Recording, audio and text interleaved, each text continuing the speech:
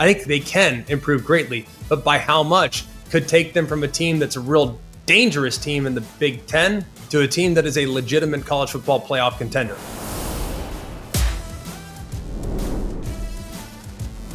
Hello and welcome in. It's always college football. Today is Monday, August 4th, and you know what time it is. We're just a few weeks away from the college football season getting underway. So we felt like it was appropriate to put out our top 25. That's right. This is my top 25, and it looks a little different than most. I roll the dice on a few teams. I will admit there have been things that have changed greatly in college football the last couple of years.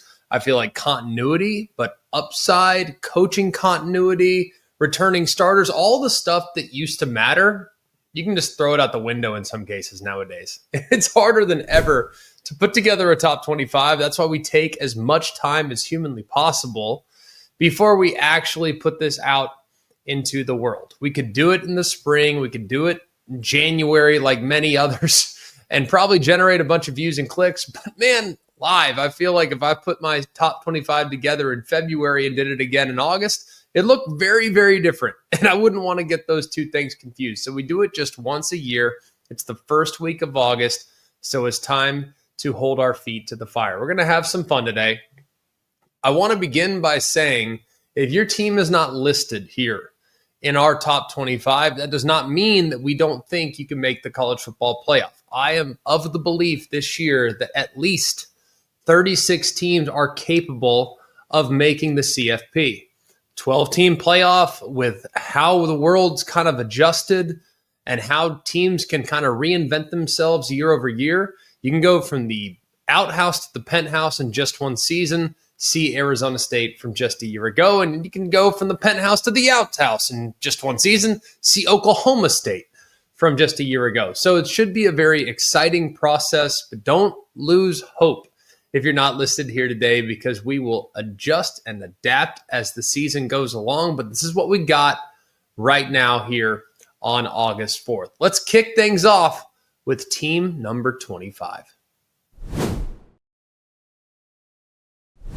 Well, if you've missed any of our shows the last couple of weeks, I highly encourage you to go back and check out some of our tiers shows. We did tiers from each of the top 4 leagues in college football: Big Ten, SEC, ACC, Big 12, in no particular order there. So for those of you that think that's a power ranking, it's not. I'm just suggesting that that was the order. I don't know why it came to mind that way, but it did. If you have missed a full breakdown on your favorite Power 4 team, you can go find it here in the last few weeks on our Always College Football podcast, and you can also find it on our ESPN College Football YouTube page as well. So, in an effort to not be repetitive, because a lot of what we talked about in those shows could be applied to why these teams are ranked in the top 25. In an effort to not be repetitive, we decided to take just 2 categories when evaluating why these teams are ranked where they're at: what I love and what concerns me. Simple as that. My favorite thing about the team and the thing that keeps me up at night if I were a fan of that particular program. So, without much further ado, our number 25 team here in 2025, the Washington Huskies. What I love is their quarterback, Damon Williams. And when Jed Fish, who knows this position extremely well, has coached the position at the highest possible level as a quarterback coach in the NFL, when he boldly came out and said Damon Williams is going to be the face of our program, that was after the 24 season. He thrust him into the lineup, kind of sit behind Will Rogers, got a little playing time here and there, took over the second half of the UCLA game. Didn't go so well in his first real start against Oregon, but bounced back in remarkable fashion in the bowl game with 4 touchdowns and a lot of really impressive moments in evading would-be tacklers. He finished the season with 8 touchdowns, 1 interception, was actually second on the team in rushing. And if you look at how many attempts he had he had more attempts, he would have actually led the Big Ten in QB rating. Pretty good place to start. Can anticipate him growing this upcoming season. I think he's going to be even better from a sack avoidance standpoint. Probably going to be able to manufacture a lot of big plays. I think he's one of the stars of college football here coming up If not in 25, then at the very least in 2026. Here's what concerns me about Washington stopping the run. Last year, they were 87th in rush defense. They were 128th in negative play rate. They lost their top 4 linebackers from a year ago, so they go to the portal. They add 3 power 4 starting linebackers, so they did get some experience, but what will the continuity look like? They also had some holes along the defensive front. They go to the defensive line. They recognize that problem. They add a 340-pounder. They add a 370-pounder. 3 guys, like I said, that are now going to kind of be backfilling that front, but you can never have enough of those guys. So stopping the run, especially in the Big Ten, is a big concern when you look at what you need to do well in that league. If you can't do that, you're going to have some issues for sure. So that's what concerns me when it comes to Washington, but they are in at number 25. At number 24, the Texas Tech Red Raiders. Here's what I love. I love the overall talent profile. They finished with the number 2 portal class in America and kind of universally across the board, several different publications. But if you look at Texas Tech, everybody loved what they did in the portal. They finished with 13 4-star transfers from the portal by itself. The rest of the Big 12 combined to sign just 12. So they had one more individually than the rest of the league combined. I think they got better at just about every single position, from offensive line to defensive line to wide receiver, you name it. Biggest improvement probably at defensive line.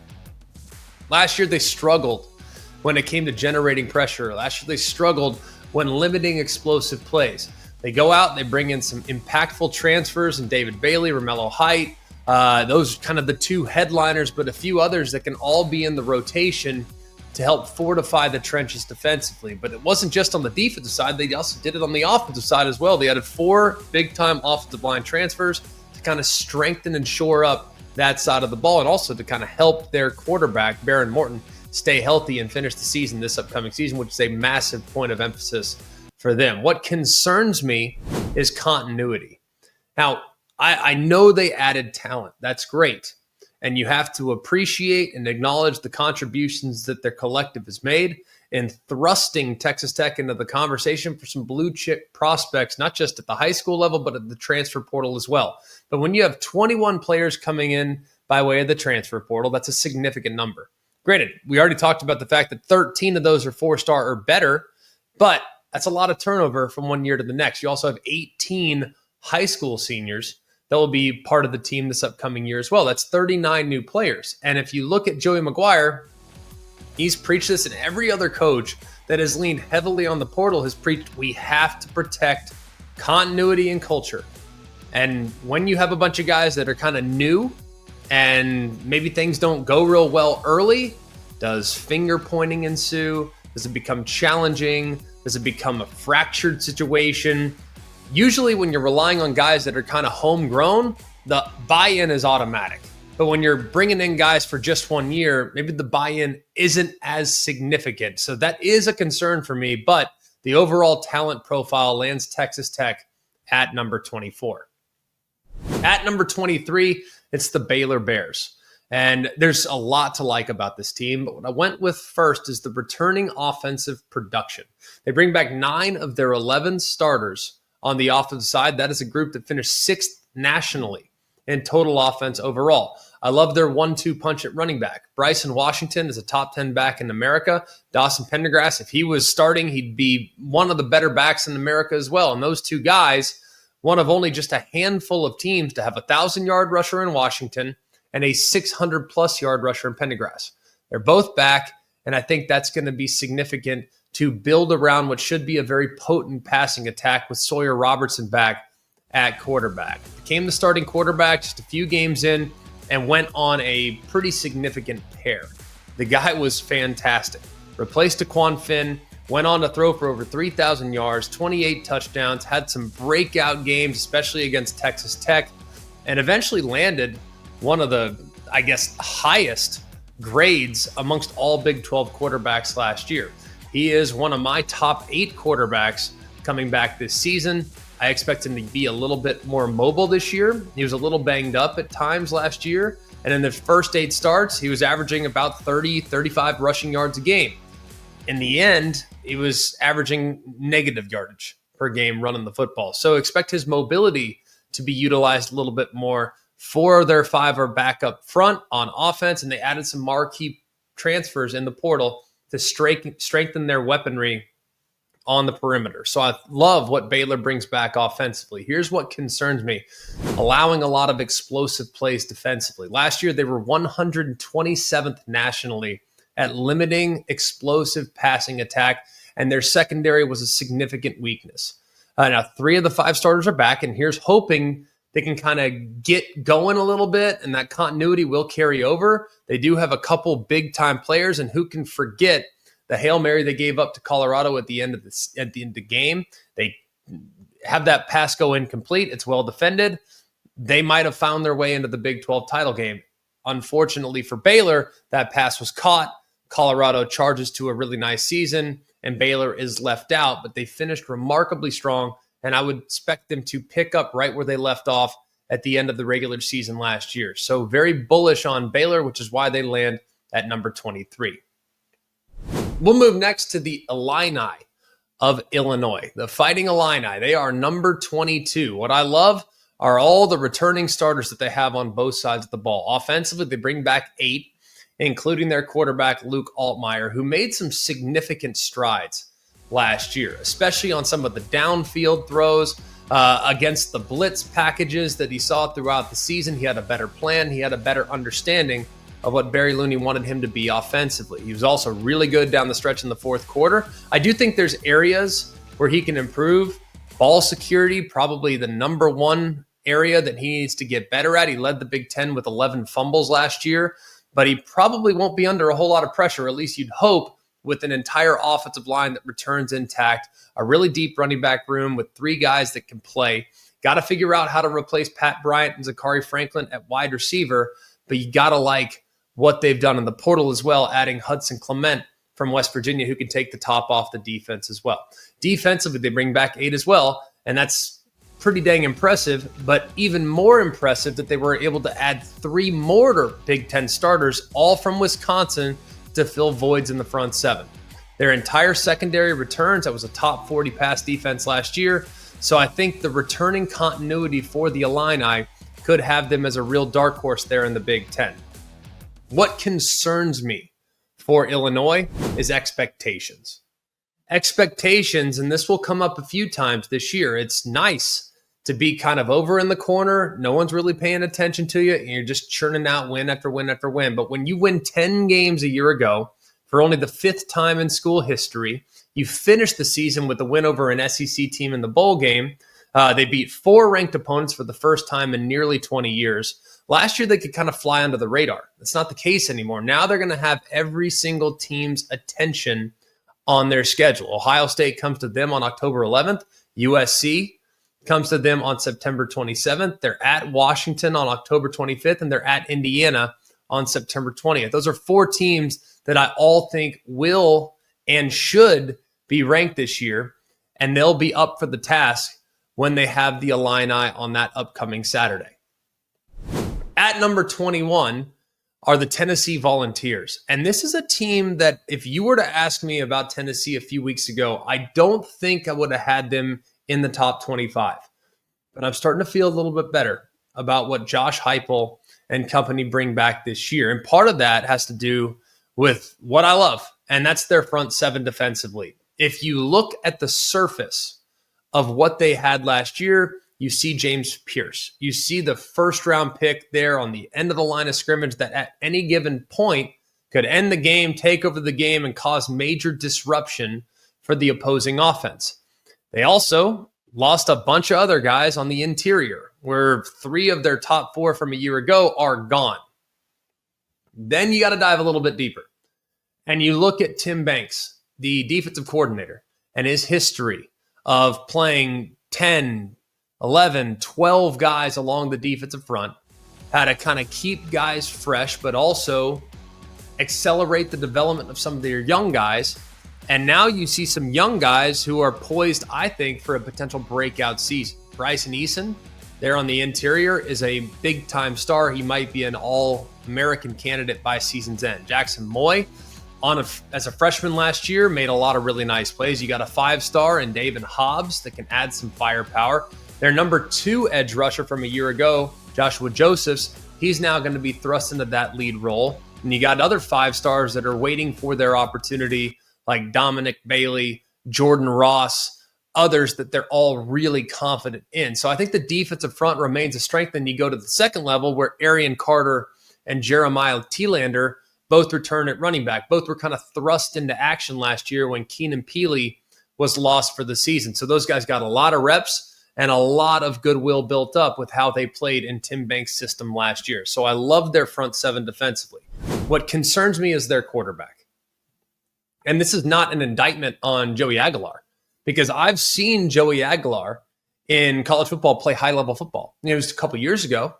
Last year, a little bit down to earth. And while he went to UCLA, thought he was going to be the starter there, or at least competing for the starting job there, after leaving Appalachian State, it now has happened so quickly that when he arrives in Knoxville here this summer, you got to learn the offense at hyper speed. And this is a guy that has consecutive 3,000-yard passing seasons. But along with those 3,000-yard passing seasons, he has thrown 24 interceptions. That was against the Sun Belt competition that he was up against week in and week out over the last 2 years. Now he's got to learn a new scheme, and this is a scheme that does require some rep equity, that you have to be on the same page with your wide receivers. There's a lot of reading. There's a lot of reacting to what the defense does. And Josh Heupel can simplify things, but it's going to be up to Joey Aguilar to have a great grasp of this offense, and he's not going to have a lot of time to learn it. So that remains a concern for me, especially when you take into account the loss of Dylan Sampson and 4 offensive linemen from a year ago. Dylan Sampson was an all-world running back, was amazing last year, and collectively as a team last year, they ran for nearly 3,000 yards. So I think it's kind of unlikely with that much turnover, they have that type of production running the football, which is going to put an even heavier emphasis on what's expected from Joey Aguilar to keep Tennessee at the top of college football. Still really like them, but that's why they're at 21, not somewhere in the top 15, because there are some question marks within their quarterback room and along their offensive line. Go next to the Auburn Tigers, who bounce back in the top 25 and land at number 20. What I love is a well-rounded roster, and they really have it kind of across the board. There are very few weaknesses on this roster. Hugh Freeze has done a great job of recognizing what I need to solidify in order to take this program to the next level. He knows he has Cam Coleman. He knows he's got a great talent at wide receiver, but they wanted to get a little bit more versatility by adding Eric Singleton from Georgia Tech, who's one of the best transfer portal players in the entire country. He's an all-ACC player from a year ago with remarkable top-end speed. You also get some length in Horatio Fields that can go up and win some of those contested catch situations. He's over from Wake Forest. So you add 2 really solid wide receiver transfers to what was already an emerging wide receiver room. The offensive line was a strength last year as the season went along. They kind of figured out who needed to go where, and now I think that group has actually improved with the addition of Mason Murphy from USC and Xavier Chaplin from Virginia Tech. Those two of the top tackles in the country that were in the transfer portal. And then defensively, they were good at all 3 levels last year. DJ Durkin is now going into his second year. Everyone should have a better understanding of how they need to attack the opposing offense. You got a star in the making in Keldrick Falk on the edge of the line of scrimmage. I think Malik Blockton, the defensive tackle, DeMarcus Riddick at linebacker, they're poised to have breakthrough seasons. And the secondary has several good cover guys. And if you look at what they had last year, they had good players, but they actually might be improved in coverage from where they were just a year ago. What concerns me about Auburn is their quarterback. And this is not a question of talent, because with Jackson Arnold, 5-star billing, talent has never been a problem. He's always had the goods. He's always been able to deliver the football into tight windows when things are perfect. I think he's always had the mobility to create with his legs if nothing's there in the passing attack. But what plagued Auburn last year? That was turnovers. critical turnovers. They were -9 in the turnover margin in the entire season. They lost 5 turnovers and lost by 7 to Cal. They lost 5 turnovers and lost by 10 to Arkansas. They blew an 11-point fourth quarter lead to Oklahoma that involved a pick 6 on a poorly thrown ball and a bad decision. They blew a fourth quarter lead to Missouri. Like, this team could not get out of their own way at times last year when it came to critical mistakes at times from the quarterback's position. I think Jackson Arnold has a world of talent. Now in this offense, for Hugh Freeze, it's going to require split-second decision-making. In the moment, after the snap, you have a half second to decide, do I hand it to the running back or do I pull it and try to throw an RPO? That's going to be a tough test for Jackson Arnold to make the correct decision and not force balls where they don't need to be thrown. Because remember, dating back to his time at Oklahoma, he was actually benched because of indecisiveness and poor decision-making that dated back to his first start in the bowl game the year before against Arizona. So I think the quarterback position is still a concern. While I'm optimistic, it's still something I need to see to believe, and they'll have a tough test week 1 against Baylor, but we'll see exactly what Jackson Arnold's all about for the Auburn Tigers. At number 19, it's the Utah Utes. Big bounce back expected for the Utes this year. I was high on them last year, and they just didn't have enough firepower offensively. But I really believe they have addressed those needs significantly. But what I love most about Utah is their offensive line. They return all 5 starters. They return all 10 of their 2 deep. You are probably in the top 3, 4, 5 offensive lines in America based on what's returning. You have a superstar at left tackle in Spencer Fano, who should be an All-American contender, probably a future first-round pick. You have Caleb Lomu over there at left tackle. So Fano at right, Caleb Lomu at left. That's 2 anchors that you can really build around. And then the interior trio of Togi Icomp and Molkafisi, those guys have combined for 74 starts at the college level. So a lot of experience on the interior and a lot of ridiculous talent on the exterior. They bring over a new offensive coordinator in Jason Beck, who was dynamic calling plays last year for New Mexico. Is a group that wants to run the football. Is a scheme that utilizes misdirection. It's a scheme that utilizes perimeter runs, scheme that utilizes fake the perimeter run, hand inside. That was a group last year that rushed for 254 yards a game. It was number 2 in America and nearly 7 yards per carry, which is the best in college football. So I think that combination with their identity offensively plus their personnel along the offensive line could lead Utah to returning to form that we've known for quite some time with Kyle Whittingham running the show there in Salt Lake. What concerns me are the new weapons. If you include the running backs, the tight ends, and the wide receivers, Utah loses 10 of their top 11 pass catchers from a year ago. Zipper is the only guy back from last year in the 2 deep. They move on from Singer, Micah Pittman, Dijon Stanley, Money Parks. All those guys are gone. And then Whittingham, at the end of the spring, saying, all right, Zacharias Williams, he's going to be our guy. He's going to be our go-to guy. Well, after the spring, all of a sudden he transfers to SC. So you have a bunch of transfers coming in, one from Southern Miss, a couple guys that were in the rotation, but they do have some pedigree in Tobias Merriweather, who's been at Cal and at Notre Dame. Creed Whittemore, who's from Mississippi State. Like, these guys have played, but they haven't ever been really go-to guys in the passing game. So you know there's going to be a ground and pound outfit, but new weapons on the outside to go with their incredible quarterback, who I think is going to have a fantastic year in Devin Dampier. That is the big question and the big concern for me when evaluating the Utah Utes. At number 18, a lot of people think they were a one-year wonder.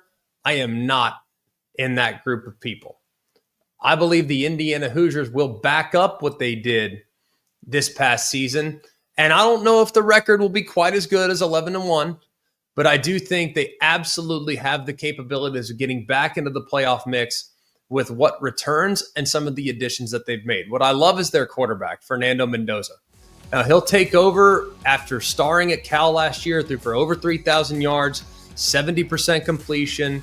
I think he's very, very gifted. But what I like most about this addition is the mobility factor.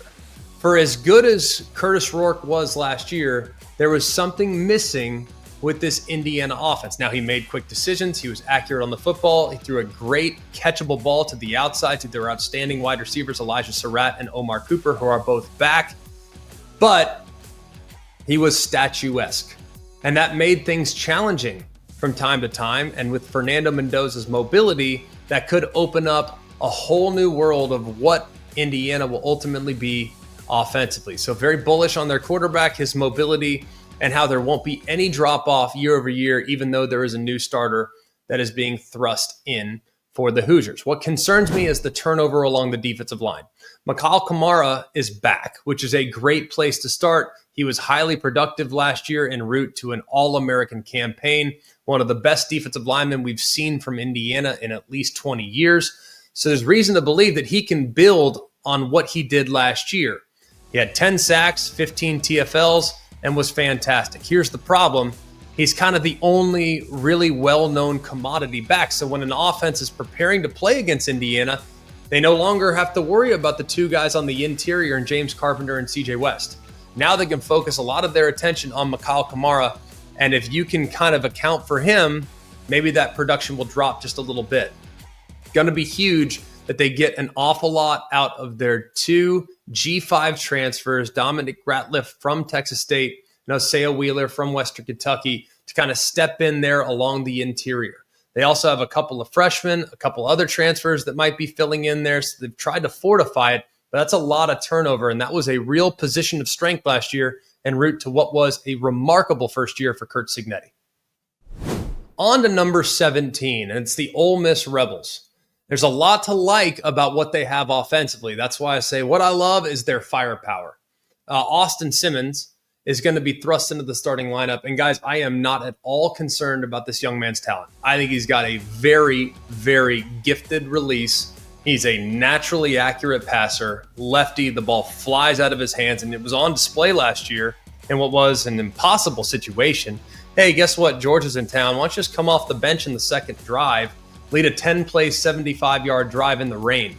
Well, he did that. Passed with flying colors, had some critical third and fourth down conversions on that drive, and displayed accuracy and touch that was well beyond his years. He's been waiting for a couple years now, learning from Jackson Dart. I think he is well equipped to step right in and not have there be any drop-off whatsoever at the quarterback spot. At wide receiver, too, they have a ton of weapons. And I think people are really sleeping on Ole Miss's weapons. DeJon Stribling, who was Oklahoma State's top receiver from a year ago, he's now in Oxford. Trey Wallace from Penn State.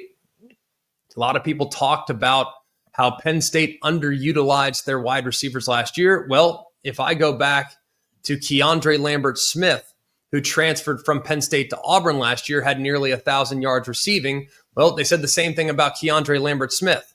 Maybe Trey Wallace can have that type of presence in this Ole Miss offense. They bring back Caden Lee there in the slot. Caleb Odom is there from Bama. He transfers in at 6'5". They expect him to be a really versatile weapon. I also think Daquan Wright, their tight end, has a chance to have a really big year as well. So I kind of look at their weapons, I look at their quarterback, and I think their firepower makes Ole Miss very appealing this year. What concerns me, the loss of star power on defense. If you look at Pete Golding, since he arrived at Ole Miss, they were progressively getting better. To the point last year where they were probably the best Ole Miss defense that we've seen since the Landshark defense of a decade ago. Second in run defense, first in yards a carry, first in negative play rate, second in scoring defense, fourth in yards per play, 83rd in returning production. So you hear all the things they accomplished last year statistically, and now the reality sets in. Only 49% of their defensive production is back this year. Just 5 of their 22 in their two deep return. You lose a difference maker in Chris Paul at linebacker. You do have solid pieces in Centarian Perkins, TJ Daugherty to kind of hold down the fort, but they're thinner at that position. The secondary is a complete rebuild. They lost their top 6 guys from a year ago, including Trey Amos, who was outstanding as a lockdown corner throughout the season last year. You lose Walter Nolan. You lose a couple great edge pieces. I think the defensive line will be okay. It just won't be as dominant as it was a year ago. So the turnover defensively and the loss of star power defensively is a big concern when evaluating Ole Miss. They might revert back to becoming more of a shootout style team, which will be fun to watch, but difficult to sustain if you are chasing a championship on a week-to-week basis in the SEC. At number 16, it's the Florida Gators. And this is probably a little higher than most people are evaluating the Gators right now. And part of why I love Florida is because all anyone wants to do is talk about the schedule. We will talk about that in a minute. But the thing that makes them special this year potentially is the scrimmage play, their line of scrimmage play. On offense, they bring back 4 starters from an offensive line that was really, really good. Jake Slaughter was an All-American last year at center. You got Barber back. You got Kanisha Harris back at guard. Damian George is back from tackle to guard. You do have one opening there at right tackle, but you're filling it with a guy that played multiple games last year. The offensive line should be a real position of strength, and knowing how Billy Napier calls the offense, they are going to lean on that offensive line. They're going to lean on that run game because everybody wants to talk about their quarterback, and no one's going to deny the talent that's in DJ Lagway's body.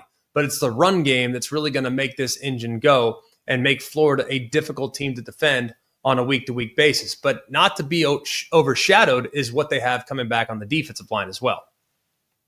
I don't think many people anticipated Florida getting back both defensive tackle Caleb Banks and defensive end Tyreek Sapp. Banks was incredible in the game against Ole Miss. He was also ridiculously disruptive in the game against LSU. If you look at Tyreek Sapp, he had 7 sacks and 13 tackles for loss. So those 2 guys being back is massive. You also have George Gums. You also have LJ McCray. You also have a former top 150 player in Cameron James. They should be in a really good spot if you take into account Jamari Lyons being back into a starting spot as well. So I think defensively, they might have the most impactful defensive tackle in the SEC, arguably, in Caleb Banks. And when you look at the rest of that talent, they also have fortifying those trenches. Defensively, they should be very, very stout. What concerns me is the schedule, like everybody else. Those that are not high on Florida will cite the schedule, and understandably so. Non-conference road trip to Miami, really tough, pretty early in the season as well. You got Florida State at home. I think Florida State has a big bounce back year. Week 3, you're at LSU. You're at A&M. You're at Kentucky. That's about the only game for sure on the road where you will be favored more than likely, depending on what Kentucky looks like this season. They're at Ole Miss. Talked about them a moment ago. I think Ole Miss has a ton of firepower. If this becomes a shootout, is Florida capable of winning a game that might require 30-35 to go and get it done? You also get Texas at home. You get Georgia in the neutral site. You get Tennessee at home. It's an absolute gauntlet for the Gators. So you look at their team, their players, their personnel, their identity, their toughness, their returning production along the lines of scrimmage, the growth potentially at quarterback. Their team is absolutely a top 16, 15, 14 team. The schedule softens the expectation because if you're expecting them to run through that gauntlet unscathed, I think you're expecting an awful lot from a team that is still en route to getting back to the perennial powers here in college football. At number 15, the Oklahoma Sooners. What I love is their offensive firepower. Starts with John Mateer. And the production that we saw at Washington State last year was amazing. Over 3,100 yards, 29 touchdowns throwing it through the air. He also added 825 yards on the ground and 15 touchdowns rushing. This guy is electric and has a great feel for what this offense needs to look like, with Ben Arbuckle also coming with Mateer from Washington State to call the plays there for the Sooners. They had Jaden Ott, who just a couple years ago was an all Pac-12 running back, and in the last 2 years gone for over 2,200 yards and 20 scores. If you look at Deion Burks, who's one of the top receivers in the slot in all of college football, if he can stay healthy, they got a chance to be explosive there at the slot spot. Isaiah Satanga comes over from Arkansas, brings a lot of SEC experience. So you get a guy that understands the league and understands the nuance of being successful within the league. I think their firepower has a chance to be much improved this year. But what concerns me, like Florida, is the schedule. And as you go through it, they could play as many as 9 games against ranked opponents this year. Michigan, they get them at home in week 2. They're at Alabama, they're at South Carolina, and they're at Tennessee. Texas is the neutral site. LSU is at home. Ole Miss is at home. Missouri's at home. And Auburn's at home. Now, if they can take care of business at home, then by all means, you should be in great shape. But we know that's a difficult test to take on that many ranked teams in a 12-game schedule. The teams that I would not have in the top 25 right now are Missouri, and that's rolling the dice because things look pretty good for Missouri this year, and South Carolina. And South Carolina was this close to making the college football playoff last year. So I think every single one of those teams, by the time the Sooners play them, could be in the top 25. And if you can run that gauntlet, you're going to get everyone's attention here in 2025. At number 14, it's the Michigan Wolverines. What I love is the upside that they have offensively. Now, I love the hire that they made in Chip Lindsey. We know what Michigan wants to be. We know Michigan is going to emphasize the rushing attack. We know they're going to try to dominate the line of scrimmage offensively and defensively. We know they're going to play great ball control. They're going to be smart. They're going to be strategic. But Chip Lindsey not only will take what Michigan's always been and bring a little bit more of a spread-oriented attack. You might see a few less tight ends. You might see a few more wide receivers. Whatever the circumstances are, this is a guy that has been well-traveled but has learned from some great offensive minds like Gus Malzahn, Todd Monken, and his time at both UCF, Auburn, Southern Miss, and kind of throughout. He's also been at UNC the last couple of years as well. So I love what Chip Lindsey has, and you got to start with the personnel. Bryce Underwood, he is going to be so much better than what they had last year. Regardless of what the circumstances are surrounding his growth and development as a first-year player, he's going to be improved over anybody that took the field last year for the Michigan Wolverines at quarterback. I also think their running back situation is quite good.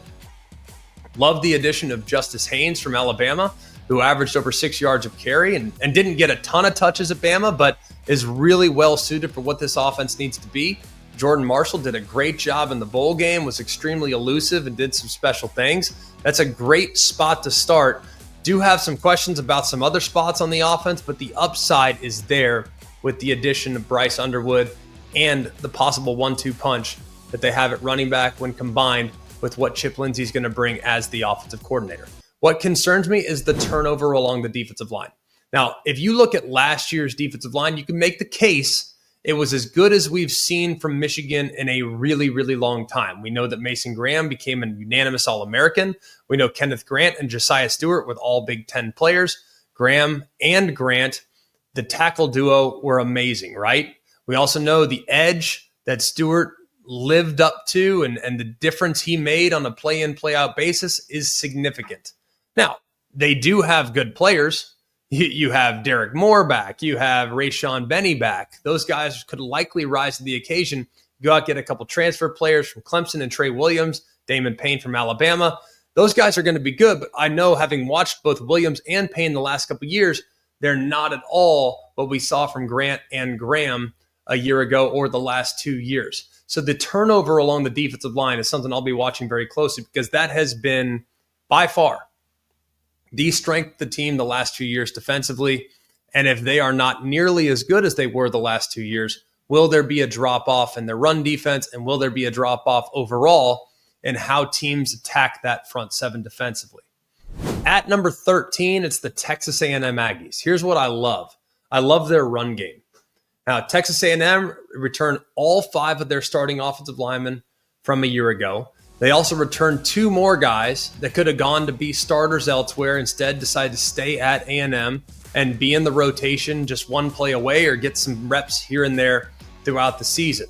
The offensive line should be one of the best in the SEC, and they also have the running back room to back it up with Le'Veon Moss, who got banged up there at the end of the season, got hurt in that South Carolina game, and they just really weren't the same. But he runs as hard as anybody I saw in college football last year, and was on pace to go well over 1,000 yards, and still was an all-SEC player last year on the second team all-SEC team, and played only 9 games. Super physical, extremely violent, and was amazing on yards after contact. But now he's not going to have to do it all on his own, because Amari Daniels is a year older. He does a really good job spelling them. And then a guy that was hurt last year in the preseason, Reuben Owens, he should be back at 100%. And he should complement that rushing attack to make it a 3-headed monster there in the backfield for the Aggies. You take those running backs into account, and you also have to factor in Marcel Reed and how elusive he can be and how good he is on scramble situations. And he's not a guy that's afraid to tuck it and run it every once in a while himself. So I think the rushing attack for the Aggies. That's what I love most. What concerns me? Do they have a dynamic passing attack? That's the question. We know that Marcel Reed is really good on the underneath. We know he does a really good job of kind of pitching and catching on the underneath stuff. I think he's got a good understanding of what the progressions are from the quarterback spot.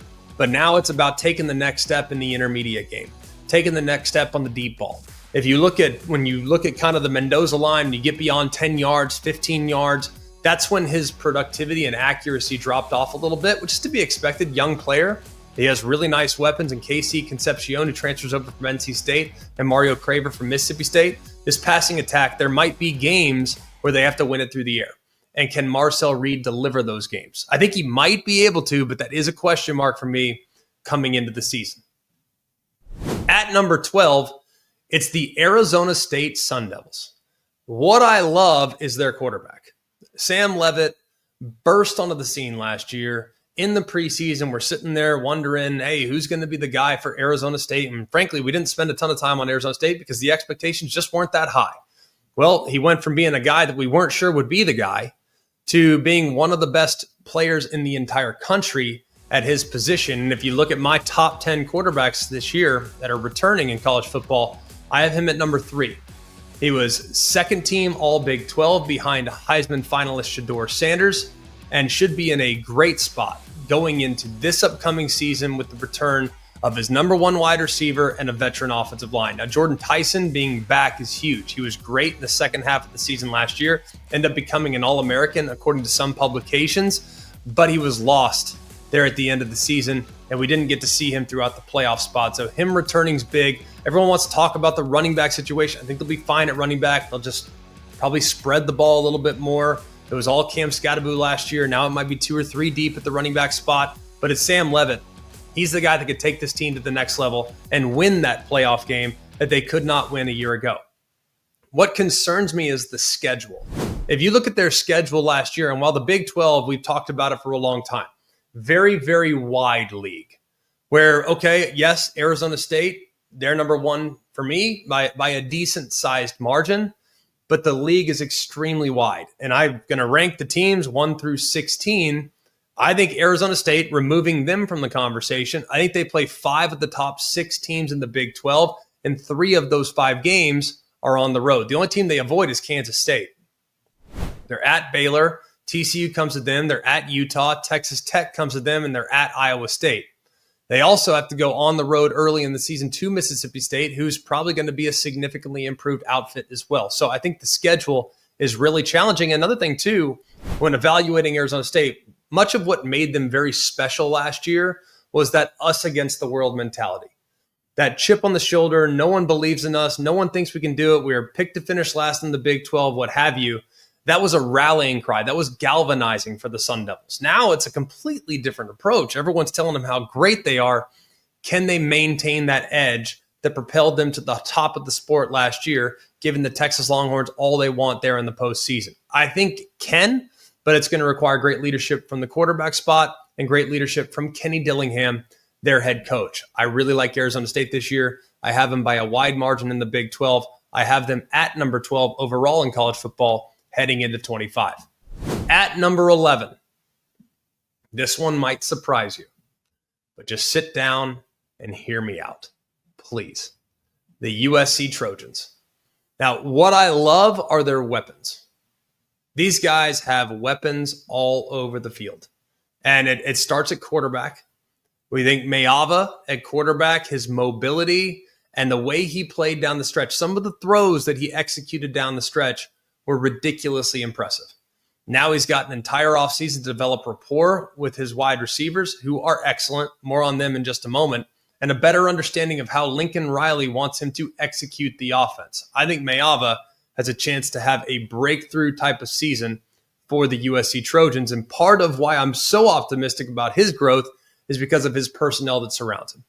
You look at the starting receivers from a year ago, Mekhi Lemon and Jacoby Lane. They're one of the best 1-2 punches in the entire Big Ten. Lane finished second in the Big Ten last year with 12 touchdowns. Lemon led USC in receptions and yards for all of last season. They're looking to really break through and kind of take their game to the next level. I think they can go 3 or 4 deep too when you look at some of the other additions that they've made. You got top 100 player in Xavier Jordan. You got a long wide receiver in Prince Strachan from Boise State, who at 6'5" could be a matchup problem in the red zone. And then after the spring, the rich get richer. They go out and land Zacharias Williams from Utah, who is poised to be the Utah Utes' #1 go-to guy in the passing attack. The tight end room is also a real strength with Lake McCree back, Walker Lyons back, who kind of came up surprisingly up the depth chart to become an impact player as a freshman last year. So the weapons that the USC Trojans have at their disposal are truly remarkable this season. What concerns me is the continued improvement defensively. Last year was amazing what D'Anton Lynn did. In year #1, to cut 10 points per game off their previous year, to cut 60 yards per game off their previous year, to allow far fewer explosive plays, to be a much better tackling unit, to be far more sound defensively. All those things were amazing. But now you got to replace 8 starters off last year's team. And I do like some of the portal additions. Keyshawn Silva, for example, from Kentucky, I think he has a chance to be a difference maker there at defensive tackle. I think Jamal Jarrett, who's big and physical, can plug some holes in the front from Georgia. But this is a group that finished 58th in scoring defense, 77th in total defense, 87th in yards per play. Situationally, though, there was a lot of growth and improvement. They were solid on third down, and they did not give up explosive plays. They were 28th on third down and 13th in explosive play rate. So how much better can they get in the traditional defensive categories? I think they can improve greatly, but by how much could take them from a team that's a real dangerous team in the Big Ten to a team that is a legitimate college football playoff contender. I'm anticipating that growth, which is why I have them just outside the top 10 at number 11 here in 2025. That'll do it for us here at Always College Football. Continue to encourage all of you guys to check out the podcast. We have tons of episodes throughout the offseason that you can go back, check out, hopefully enjoy, and maybe get you up to speed with where we're at as we continue to move forward towards the college football season. You can also check out multiple clips, YouTube exclusives on the ESPN College Football YouTube page. So tons of stuff there for you as well. So go ahead and subscribe to that, and you can watch those videos on repeat to get you ramped up for the college football season. In a couple days, we will reveal our top 10. We gave you today 25 through 11. I would imagine there's a bunch of people that are real frustrated that they are outside the top 25 right now. Like I said at the very beginning, I think this is as wide open a college football season as I can ever remember. It feels like there are 36 teams that can make the college football playoff. And unfortunately, we can only rank 25 of those. The teams that were left out, they had one glaring weakness. Maybe they had too much turnover. Maybe we just don't like their schedule, whatever the circumstances are. The Nebraskas of the world, the South Carolinas of the world, a few other teams that were just barely on the outside looking in, TCU, a handful of others that were right there in consideration, but just didn't quite crack the top 25.